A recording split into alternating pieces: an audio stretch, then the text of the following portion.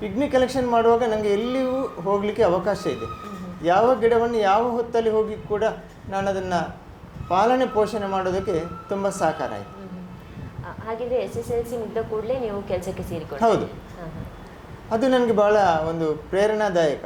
ಯಾಕಂತ ಹೇಳಿದರೆ ಸೊಸೈಟಿಯಲ್ಲಿ ಕೂಡ ಹೇಳ್ತಾರೆ, ನಿನ್ನ ಕೆಲಸ ಎಲ್ಲ ಪರಿಸರದ ಕೆಲಸ ಎಲ್ಲ ಮುಗಿಸ್ಕೊಂಡು ಇಷ್ಟೊತ್ತಿಗೆ ಬಂದಿದ್ಯಾ ಅನ್ನುವಂಥದ್ದು. ಅಂದರೆ ಮಧ್ಯಾಹ್ನ ನಂತರವೇ ನಾನು ಕಲೆಕ್ಷನ್ ಹಾಕ್ಲಿಕ್ಕೆ ಹೋಗೋದು. ಎಲ್ಲರೂ ಕಲೆಕ್ಷನ್ ಬೆಳಿಗ್ಗೆ 9 ಗಂಟೆಗೆ ತಂದು ಮುಟ್ಟಿಸಬೇಕು. ನನಗೆ ಅಂತೂ ಮಧ್ಯಾಹ್ನ 1-2 ಗಂಟೆವರೆಗೂ ಕೂಡ ಅವಕಾಶಗಳನ್ನು ಕೊಡ್ತಾ ಇದ್ದೆ. ನೀವು ಅದಕ್ಕೋಸ್ಕರವಾಗಿ ನೀವು ಪಿಗ್ಮಿ ಕಲೆಕ್ಟರ್ ಕೆಲಸ ತಗೊಂಡ್ರೆ ಅಥವಾ ಇನ್ನೇನಾದರೂ? ನನಗೆ ನಿಜವಾಗಿ ನನಗೆ ಗಿಡಗಳನ್ನು ತರೋದಕ್ಕೆ, ಅದನ್ನು ಪೋಷಣೆ ಮಾಡೋದಕ್ಕೆ ಹಣದ ಅವಶ್ಯಕತೆ ಇತ್ತು.